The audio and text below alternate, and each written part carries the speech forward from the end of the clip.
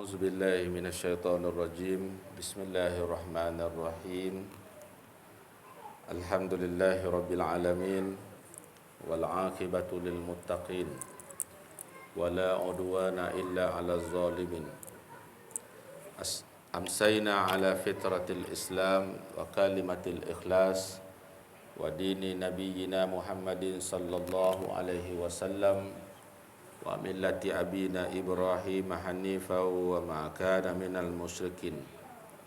اللهم صل على سيدنا محمد الفاتح لما أغلق والخاتم لما سبق وناصر الحق بالحق والهادي إلى صراطك المستقيم وعلى آله وصحبه حق قدره ومقداره العظيم. Rabbi syrah li sadri wa yassir li amri wahlul 'uqdatam min lisani yafqahu qawli. Rabbi yassir wa la tu'assir, Rabbi tammim bil khairi bi rahmatika ya arhamar rahimin. Subhanallah wa bihamdihi adada khalqihi wa ridha nafsihi wa zinata arsyihi wa midada kalimatih. Yang dihormati lagi dikasihi Tuan Pengerusi Masjid, Tuan Imam Bilal, semua ahli jawatan kuasa masjid, para asatizah, ustaz, ustazah, tuan-tuan guru, puan-puan haji, tuan-tuan haji, puan-puan hajah, hadirin muslimin, muslimat, anak-anak syurga, ayahanda dan bonda yang dirahmati Allah sekalian. Apa khabar semua malam ni? Baik, alhamdulillah. Pertamanya, marilah sama-sama kita merafakkan setinggi-tinggi kesyukuran kehadrat Allah Subhanahu wa taala. Pada malam ini sekali lagi kita dapat berhimpun dalam taman-taman surga. Mudah-mudahan perhimpunan kita adalah perhimpunan yang diberkati dan diredai oleh Allah Subhanahu wa taala, dan yang kita semua sangat-sangat berharap nanti apabila kita semua dihimpunkan, dibangkitkan di padang mahsyar, mudah-mudahan Allah Subhanahu wa taala masukkan kita semua ke dalam surganya, insya-Allah. Amin, Allahumma amin. Tuan-tuan yang dirahmati Allah sekalian, pada malam ini insya-Allah kita nak sambung bacaan kitab Mukhtasar Minhajul Qasidin. Sambungan yang dulu iaitu berkaitan dengan penyakit percakapan. Di antara penyakit percakapan ialah yang pertama dulu kita sebut bercakap perkara yang tidak bermanfaat. Ini termasuk dalam penyakit percakapan yang perlu kita tinggalkan. Yang kedua iaitu sambungan dia pada malam ni, bercakap perkara yang batil. Okay, bercakap perkara yang batil. Apa dia percakapan perkara yang batil?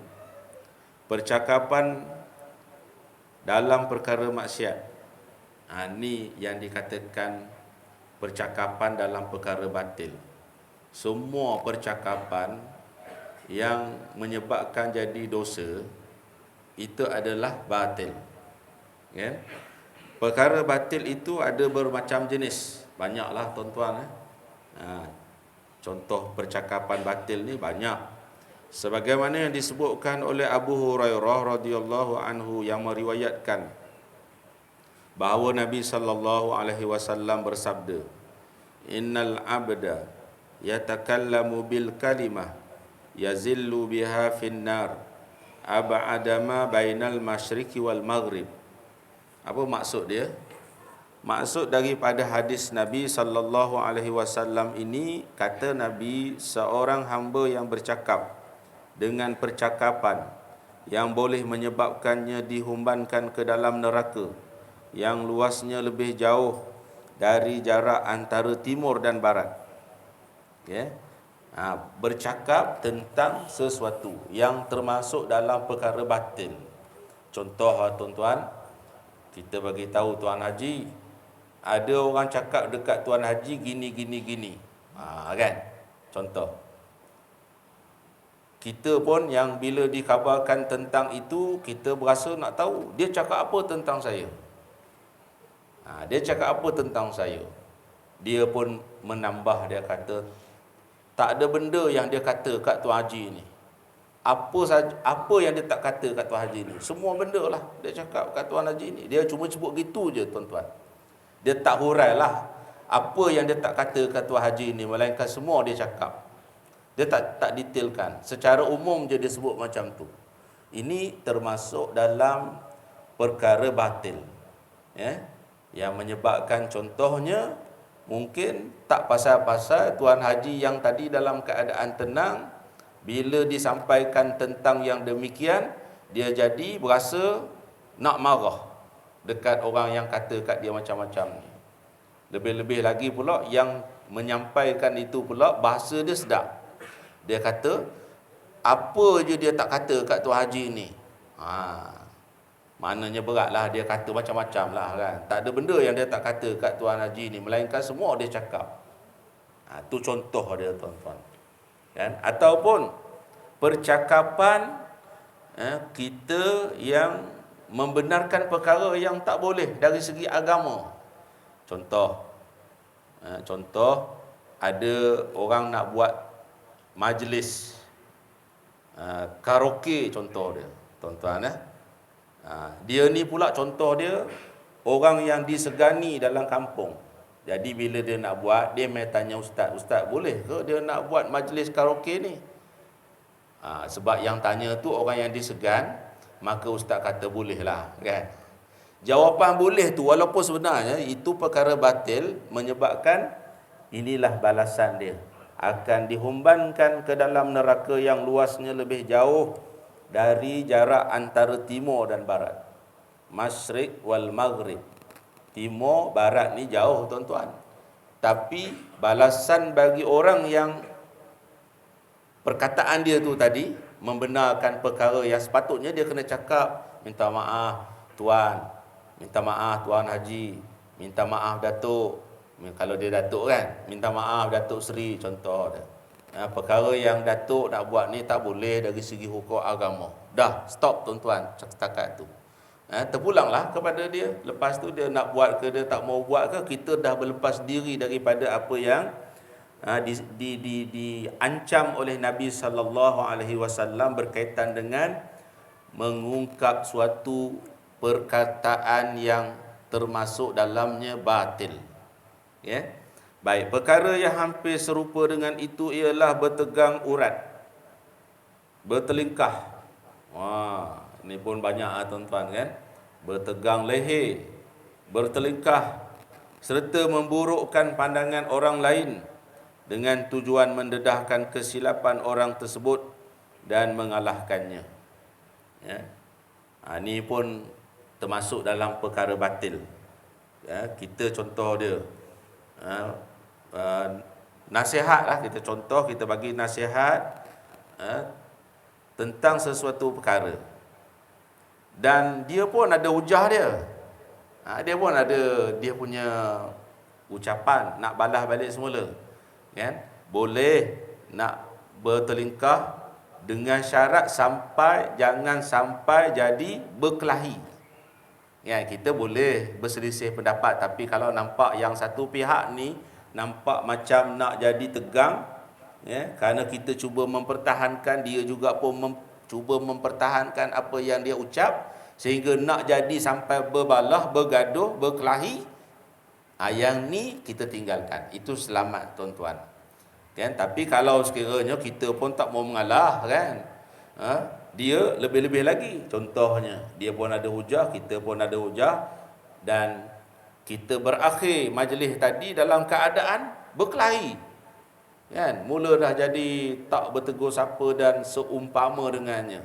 Ini juga dikatakan termasuk dalam perkara batil. Setiap manusia hendaklah mencegah kemungkaran yang berlaku dalam tutur kata, menerangkan perkara yang sebenar. Ini memang menjadi kewajipan pada kita lah tuan-tuan. Ya. Tutur perkataan ataupun kita sebut lidah ini adalah anugerah besar Allah Subhanahu Wa Taala kepada kita.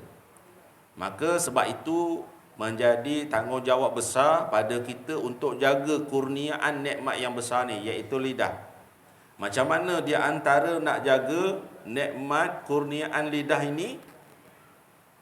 Cara nak jaga nikmat lidah yang Allah bagi pada kita ni ialah dengan menjaga perkataan yang akan keluar daripada lidah kita ni daripada perkara-perkara yang boleh menyakitkan orang, menyakitkan hati orang. Kan? Lidah ni kan diibarat lebih tajam daripada mata pedang. Kan? Mata pedang kena luka, sapu minyak gamat, mungkin beberapa hari selepas tu sembuh. Tapi luka disebabkan dengan lidah sepanjang masa, tuan-tuan. Sampai mati. Kan? Kadang-kadang kita ziarah pengalaman, tuan-tuan, bila kita ziarah sahabat-sahabat kita yang dah dekat nak mati ni, dia boleh sebut lagi apa yang orang cakap dengan dia dulu. Dia nak mati dah, dia masih tak lupa apa yang perkataan yang orang cakap pada dia. Dia boleh sebut balik.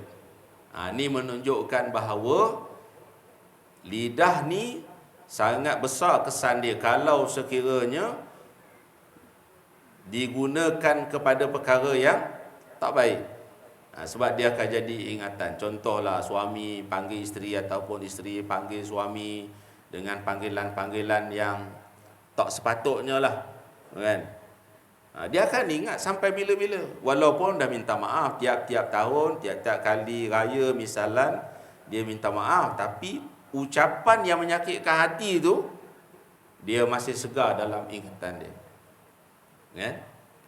Dia masih segar dalam ingatan. Sebab tu, masing-masing kita semua, terutamanya saya lah yang banyak cakap banding dengan tuan-tuan ni, lebih-lebihlah kena menjaga lidah ini supaya bila nak cakap ni pastikan percakapan itu jangan sampai menyakitkan hati orang. Jangan sampai menyakitkan hati orang. Kalau sekiranya percakapan tu kiranya kalau dia sebut boleh menyakitkan hati orang, simpanlah dulu. Selama mana boleh tahan. Selama mana boleh sabar. Macam tu. Ya. Kalau tak boleh tahan sangat, lepaskan sikit-sikit. Tu kalau tak boleh tahan. Tapi kalau boleh tahan, itulah yang terbaiknya. Sebab apa? Contohlah tuan-tuan, satu hari isteri bertanyakan kepada suami, abang, macam mana rasa masakan saya ni? Suami pun makan, kan? Dia pun bercakap. Dia kata masakan sayang ni sedap. Masakan sayang ni paling special lah, dia sebut kan. Lepas tu isteri ni bila dah dengar percakapan suami ni tadi, pujian suami, dia naiklah ke bilik dia, masuk bilik dalam keadaan macam mana tuan-tuan? Tersenyum-senyum. Sedap aku masak ni kan. Dia perasan. Dia perasan yang dia ni masak sedap. Anak yang ketika itu di samping abah dia, bila mak dah masuk bilik ni tadi, anak dia tanya, abah, betul ke sedap macam ni? Kan, anak kan selalu dia tak pandai nak berselindung. Kalau tak sedap, tak sedap. Kalau sedap, dia kata sedap. Sebab tu kalau kita bawa anak kita berjalan kat rumah orang, yang pertama sekali pesan dekat dia, jaga adab. Sebab kadang-kadang bila dia makan, dia terus cakap, kalau sedap, okeylah. Tapi kalau tak sedap, sian tuan rumah, penat-penat dah hidangkan mi goreng ke apa semua, anak yang kecil ni makan, dia rasa tak sedap, tak kena dengan selera tekak dia. Dia terus kata tak sedap. Kan? Sebab tu kena pesan. Jaga adab, jangan bercakap yang bukan-bukan. Kalau ada hidangan, makan je.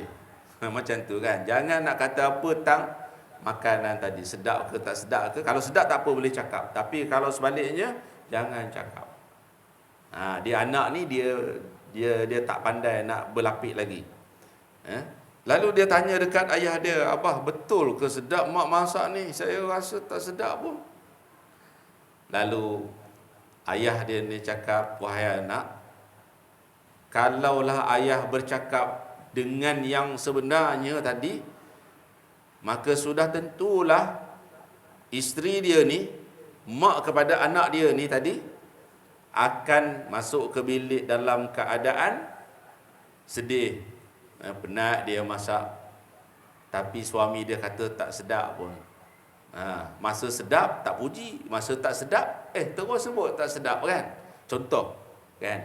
Bayangkan dia masuk ke dalam bilik dalam keadaan sedih dia. Kemudian tidur pun kadang-kadang sampai terbawa-bawa dalam tidur. Kesedihan ni tadi. Sebab tu kena jaga. Walaupun contohlah suami isteri ni kan, mungkinlah suami dengan kebijaksanaannya, kalau misal kata nak apa puji, nak kata tak sedap ke, makna kalau boleh carilah ayat yang tidak membawa maksud tak sedap ni tadi. Kan? Walaupun tak sedap tapi ceritalah macam-macam mana pun. Contoh, ini tuan-tuan semua ada pengalaman. Kan? Tuan-tuan mempunyai kebijaksanaan macam mana untuk mengambil hati, tackle hati pasangan, hati isteri ni walaupun tak sedap kan. Itu kalau kita jawab tak sedap, mungkin besok isteri kita tak masak. Kita pun tanya, pasal apa tak masak hari ni? Kalau saya masak pun bukannya sedap. Kan? Tapi kerana suami ini pandai mungkin mainkan ayat, ambil hati dan sebagainya. Walaupun semalam dia masak tak sedap, walaupun semalam dia masak tak berapa nak jadi, tapi esok dia masak lagi. Esok dia masak lagi. Lama-lama, tu yang kata main campak-campak je kan. Nak makan apa, masak. Campak-campak, tak payah tanya Pak Cik Asyik Al-Googley kan. Untuk tanya resipi tak payah kan. Semua tu dalam kepala je, main agak-agak je. Campak-campak macam tu, sedap je tuan-tuan makan. Pasal apa? Benda tu dia dah selalu buat. Betul tak mak benda? Betul, dia ngangguk tu, ya kan. Macam tu lah kan. Yang baru-baru ni lah kan, yang baru-baru ni anak-anak perempuan muda-muda ni kan, kalau dia nak masak, dia kena buka dulu Google, type cara masak tom yam apa contoh kan. Dia akan keluar banyaklah resipi tu, resipi tom yam Negeri Sembilan, tom yam Melaka. Tinggal nak pilih aje. Lepas tu ikut je lah kan, menu tu macam tu lah contoh dia. Tengok mak-mak kita dulu kan, nenek-nenek kita dulu tak ada pun buku resipi kan. Kalau dia masak tu memang habis, licin dengan kerak-kerak nasi habis semua tuan-tuan. Kan. Pasal apa? Sedap, kena selera dengan apa? Masakan tu kena dengan selera tekak yang nak makan tu. Baik, itu kita sebut tadi maknanya jaga percakapan. Begitulah muamalah kita dengan orang lain. Mana seboleh mungkin jaga percakapan ini sampai jangan mengguriskan hati orang. Ini cantik indahnya Islam ni tuan-tuan, supaya bila kita berhubungan antara satu sama lain, bercakap dengan orang lain, dia suruhnya kita ni jaga percakapan kita. Jangan sampai melukakan hati orang. Sebab bila lukakan hati orang, orang pun akan cari jalan satu hari nanti macam mana nak balas balik semula apa yang kita dah buat dekat dia. Kan Islam tak mau macam tu. Baik, seterusnya, jika dia dapat menerimanya, teruskan dengan memberi nasihat. Tetapi jika dia tidak menerimanya, janganlah pula sampai berlaku pertengkaran, sekiranya perkara tersebut berkaitan dengan agama. Ya? Kalau perkara yang berkaitan dengan agama, maknanya kita bagi nasihat. Kalau sekiranya dia tak boleh terima, nanti kita cuba kaedah lain pula untuk memberi nasihat kepada dia dalam perkara agama. Ya? Tapi kalau dalam perkara dunia, tinggalkan je. Ya? Kita buat macam ni, tapi kawan kita tak buat macam yang kita buat. Ya? Kerana dia ada pandangan dia. Dia ada cita rasa dia. Biarlah. Jangan kerana perbezaan itu menjadikan kita sesama manusia ni bergaduh, berbalah, berkelahi. Itu kalau sekiranya dalam urusan dunia. Dah dia dengan cara tu dia rasa dia okey, silakan, tak ada masalah pun. Kita dengan cara kita, kan? Jadi kita tak boleh paksa orang lain untuk buat macam kita buat. Tak boleh. Kan? Sebab masing-masing kita ni dia ada cita rasa yang berbeza, tak sama. Baik, rawatan bagi penyakit ini ialah memecahkan perasaan ego dan takbur yang mendorong diri untuk menunjukkan kelebihan kepada orang lain. Ya. Kalau adalah penyakit ni, contoh dia, maknanya cara dia kena buanglah ego. Makna kalau sekiranya ada penyakit macam ni, maka kita mengetahui kita ni ada ego, tuan-tuan. Nak tahu ego kita ni ego ke tak ego, kita berasa tak diri kita lebih banding orang lain. Bila kita duduk sama-sama dengan orang lain, kita rasa lebih tak? Kalau kita rasa kita lebih banding orang lain, itu ego. Ya. Sebab orang yang ego ni, tuan-tuan, dia tak boleh terima nasihat. Kalau orang cuba nak bagi nasihat, dia letak bawah tapak kaki je. Pasal dia rasa dia lebih daripada orang lain. Kenapa orang lain pula nak sibuk tentang dia? Itu contoh dia. Maka cara rawatan untuk yang ada penyakit ini, penyakit apa ni, nak cakap tentang sesuatu yang tak baik ni, buangkan ego. Kan? Buangkan ego. Perang mulut dan pertelingkahan sebenarnya akan membawa kepada masalah yang lebih besar, iaitu permusuhan. Nabi SAW bersabda, Abghadul rijal ilallah al-aladdul qasim. Lelaki yang paling dibenci oleh Allah ialah yang banyak berbalah. Ni na'udzubillahi min zalik. Ya, mudah-mudahan kita tak termasuklah dalam kalangan orang yang banyak berkelahi. Balah ni samalah, maksud dia bergaduh, berkelahi, bermusuh, kan? Orang tak bergaduh dengan dia, dia je cari pasal nak bergaduh dengan orang. Ada je ayat nak jadi balah dengan orang, kan? Nabi kata orang yang macam ni adalah lelaki yang paling dibenci oleh Allah Subhanahu wa taala. Permusuhan yang dimaksudkan di sini ialah dengan kebatilan ataupun kejahilan. Walaupun seseorang itu di pihak yang benar, dia hendaklah berusaha semampu yang boleh bagi mengelakkan daripada berlakunya permusuhan. Yang yang kita sebut tadilah, walaupun kita ni berada di pihak yang betul, yang kita nak bagi nasihat tu dia buat benda tak betul. Tapi sebolehnya bila kita nak bagi nasihat dekat dia, jangan sampai jadi bergaduh, berbalah. Kalau misal kata kali ni kita cakap, dia tolak, dia tak mau dengar, dia tak mau ambil nasihat kita, tak apa. Kita bukan Nabi. Nabi pun bila dia dakwah Islam, masyarakat tak terima pada peringkat awal, tuan-tuan. Sedangkan Nabi ni Allah bagi dia mukjizat. Sedangkan Nabi itu jawatan yang Allah bagi. Tapi bila Nabi ajak ani'budullah, mari kita sembah Allah, pada peringkat awal orang tolak, orang tentang. Bukan saja orang tolak, orang tentang, bahkan orang buat macam-macam kepada Nabi. Tangkap orang Islam, seksa orang Islam yang bersama dengan Nabi, bunuh orang Islam yang bersama dengan Nabi. Bahkan selepas kewafatan Sadatina Khadijah binti Khuwailid radhiyallahu anha dan bapa saudaranya Abu Talib bin Abdul Muttalib, peningkatan penentangan di kalangan musyrikin kafir Quraisy terhadap dakwah Nabi semakin hebat. Termasuklah kalangan hamba pun buat macam-macam ke Nabi. Bukan kata orang besar-besar, bukan kata orang pangkat-pangkatnya ni nak buat macam-macam kat Nabi ni. Hamba pun berani buat macam-macam kat Nabi ni, tuan-tuan. Sedangkan Nabi ni kita sebut tadi, Allah bagi mukjizat. Nabi tak bercakap sesuatu melainkan apa yang diwahyukan oleh Allah Subhanahu wa taala. Nabi tidak ada pun kepentingan diri dalam usaha mengajak orang masuk Islam. Tak ada kepentingan. Sebab ni arahan daripada Allah. Arahan daripada Allah kepada orang yang dilantik menjadi Nabi, menjadi Rasul.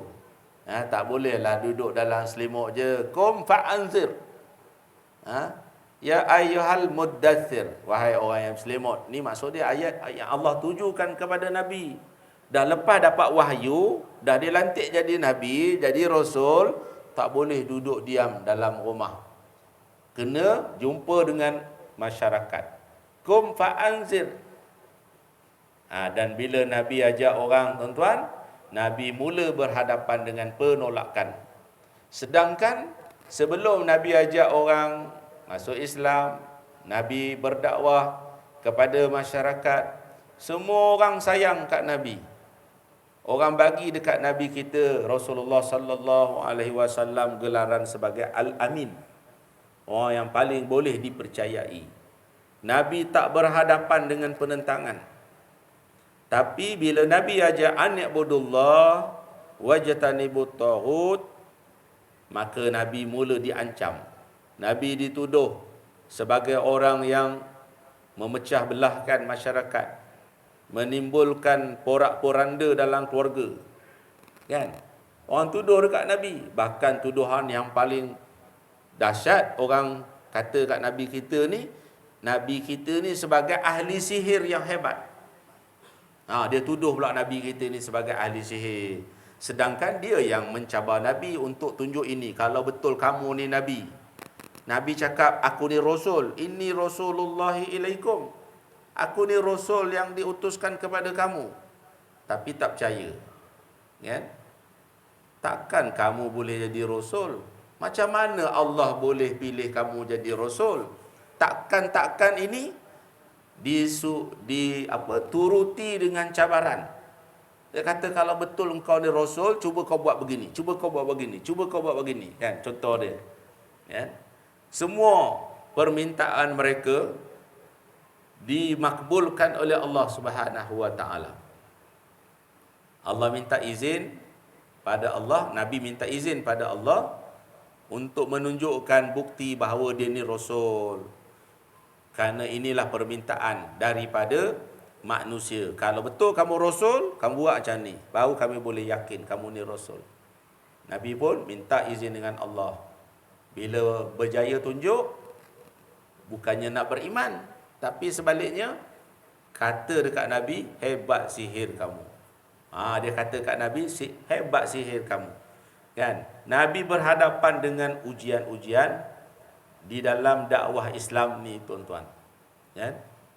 Samalah macam kita pun, tuan-tuan, kalau kita tak buat amar ma'ruf nahi mungkar, kita boleh minum teh, makan roti canai bersama-sama. Faham ya?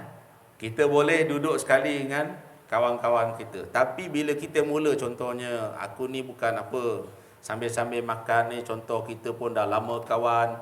Macam ni lah, aku nak sebut contoh ya, tuan-tuan. Kita mula nak masukkan nasihat. Aku harap kita duduk dalam kampung ni dapat semayang berjemaah sekali, kan, contoh.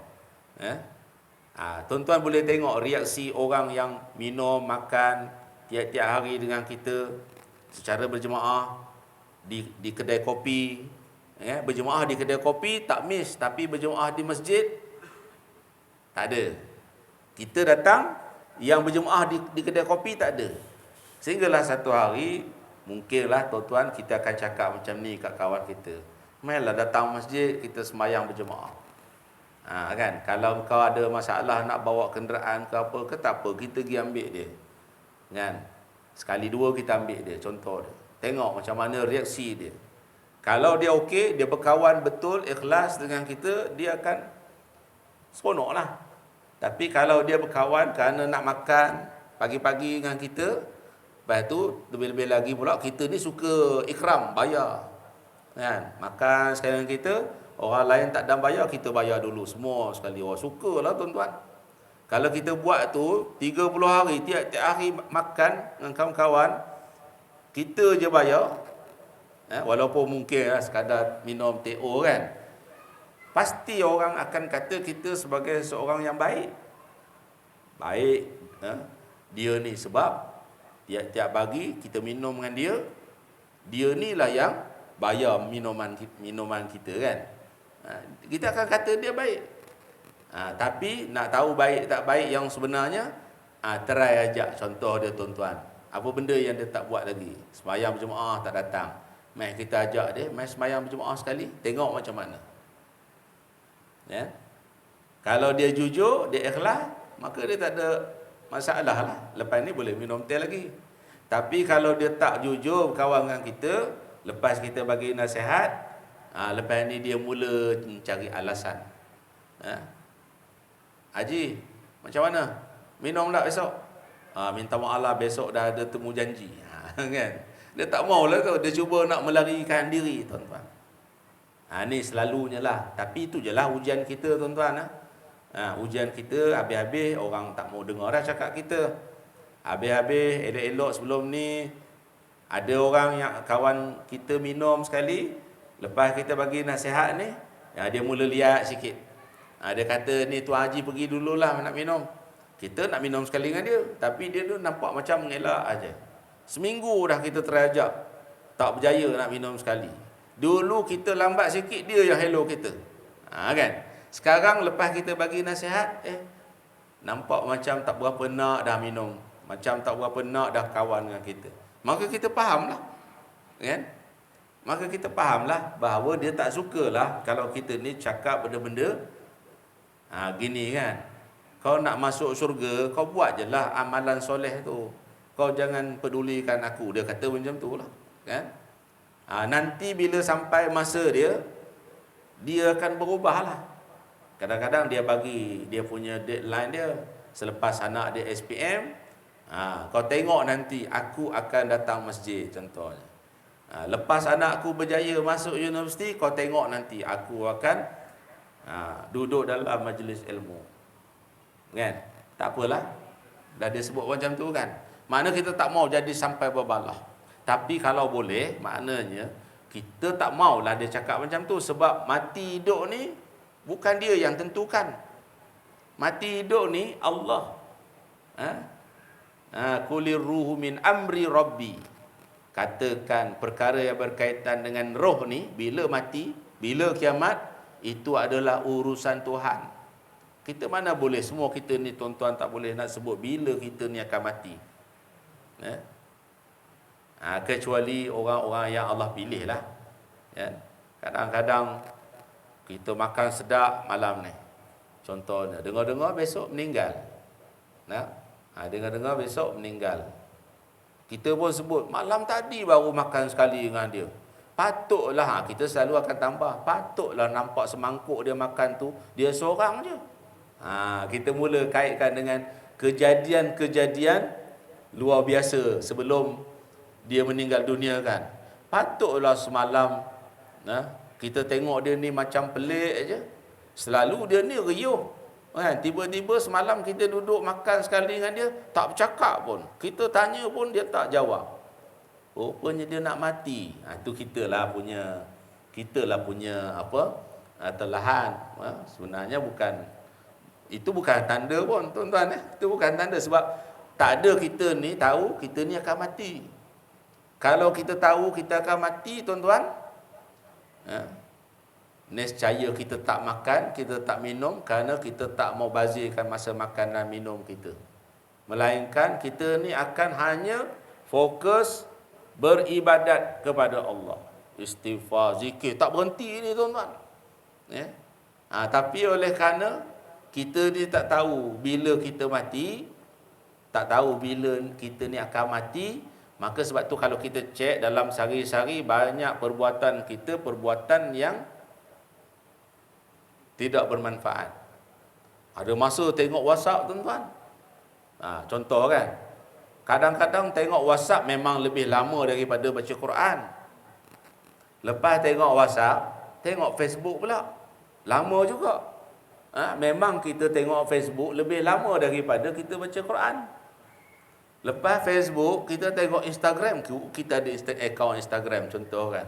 Kalau tak ada Instagram, mungkin ada akaun TikTok. Kan? Akaun TikTok pula tengok. Yang kita punya tak ada, yang orang punya banyak. Lepas tu, kita ingat dah habis dah kita tengok WhatsApp, tengok Facebook, tengok TikTok. Ingatkan nak ambil Quran, dah patah balik, tengok WhatsApp balik semula, tuan-tuan. Ni tak kata siapa-siapa lah, termasuk saya yang cakap ni pun. Banyak rupanya kita ni buat benda yang tidak bermanfaat untuk diri kita. Sedangkan kita baca WhatsApp tu, Yalah, pagi-pagi kita tengok WhatsApp, tak ada satu pun WhatsApp tu berkaitan dengan kita. Dalam grup pun orang tak tanya kita, tuan-tuan. Orang sembang tentang perkara lain. Tapi itulah, nanti selepas beberapa jam, kita buka balik WhatsApp. Walaupun pagi tadi, kita tak ada pun dengar cerita tentang kita. Buka balik kali yang kedua pun sama juga. Tak ada cerita tentang kita. Kan? Dan kadang-kadang satu hari tu, semua tak ada tentang kita, tuan-tuan. Tuan-tuan perasan tak? Kita baca WhatsApp tu, tak ada pun orang tanya kita ni. Anak kita pun kadang-kadang tak hantar mesej kat kita. Kan? Yalah, baru dapat duit minggu lepas. Bukan semua, tapi adalah macam tu kan.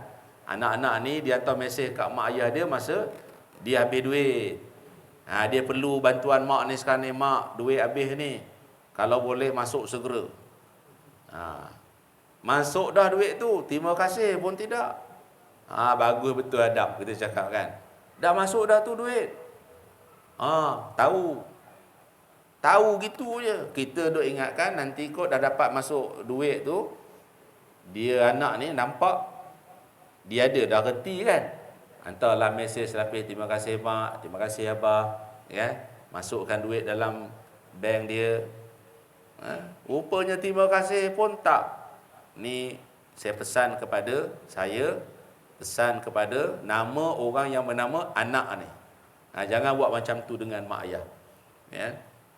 Dah ayah dah buat dah kebaikan dia tu. Yalah, walaupun tu tanggungjawab dia kan. Ya. Kadang-kadang dia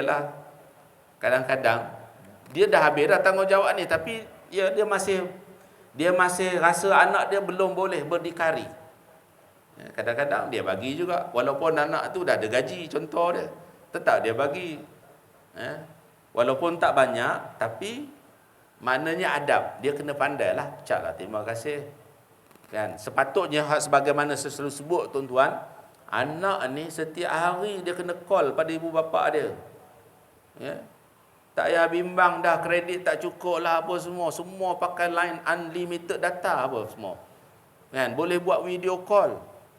Boleh cakap, tengok muka, tengok wajah ibu bapa ni. Tapi tak buat.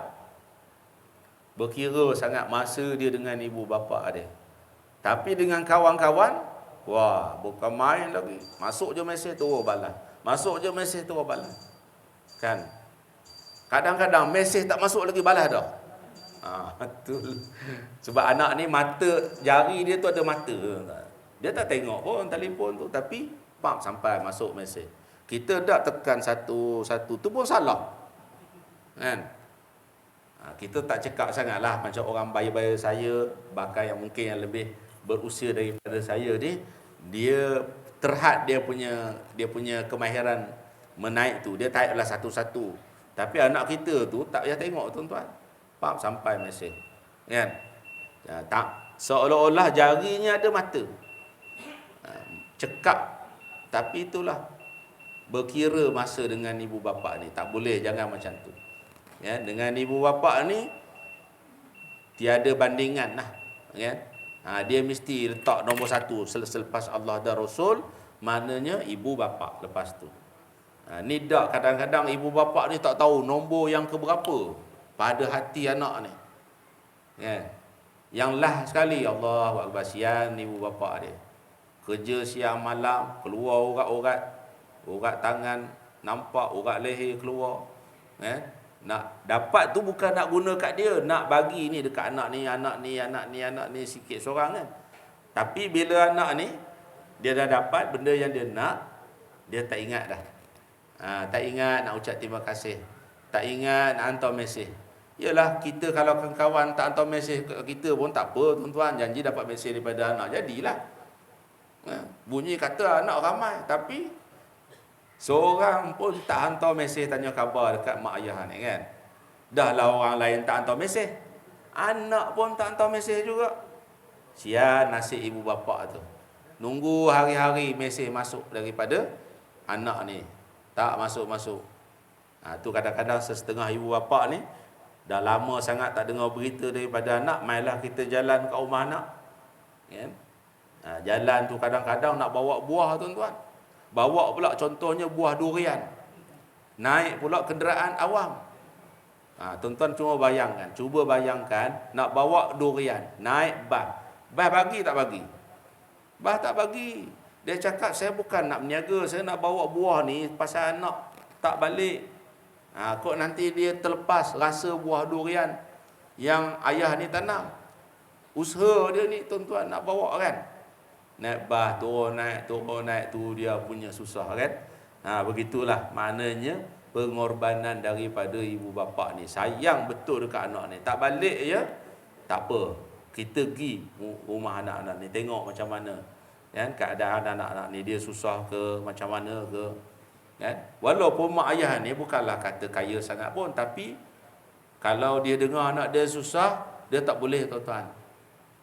Kita yang ibu bapa ni kan, kita tengok anak-anak kita kan, contoh kan, kita akan usahakan untuk nak bantu dia. Walaupun sebenarnya kita sendiri serba tak cukup juga kan. Contohnya anak kita nak motor kan, kita pun pakai motor yang biasa-biasa je kan. Anak kita, abah saya nak motor LC contoh. Yang motor macam abah pakai ni tak nak. Dia kata kalau yang macam abah pakai tu baik tak payah, dia kata. Kan? Kita pun jadi tuan-tuan tak senang duduk juga kan. Ikhtiarlah, kita tahu kok nak dapat LC ke, nak dapat apa Y suku ke, mahal kan. Contoh dia. Walaupun tak ada, tapi saya melihat tuan-tuan, semua ibu bapa ni dia akan usahakan minjam ke, guna kad kredit ke, ya, janji dapat memenuhi keperluan anak ni. Maka sebab itulah anak-anak ni dia kena ingat pengorbanan ibu bapa yang begitu sekali kan, tiada bandingan dia. Dia tak apalah, dia dapat boleh bantu anak ni pun kira dia bahagia sangat dah, walaupun dia sendiri nak kan, tapi dia tak dapat pun, yang dapat tu anak, tapi dia bahagia. Jadi itulah tuan-tuan ya, serba sedikit yang kita dapat kongsi pada malam ni. Kita sebut poin dia satu je malam ni, iaitu bercakap perkara yang batil ni termasuk dalam penyakit percakapan. Ya, banyaklah perkara-perkara batil ni. Apa kesimpulan dia? Apa sahaja perkataan